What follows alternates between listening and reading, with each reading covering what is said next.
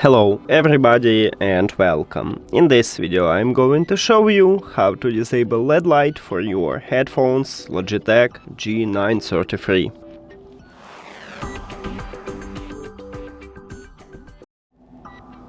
You have to start by open Logitech G Hub application. And of course you need to add your headset to the app. Then you will see your headphones at the device list and you need to click on them. After that, you need to go to the light sync at the left side, and to disable it firstly, we need to disable dynamic lights for window, and now we can finally disable it. So right here we have it for the headset and for the logo. Click at the effect and you need to select off. It's the same for the logo if you want to disable this LED light for the logo also.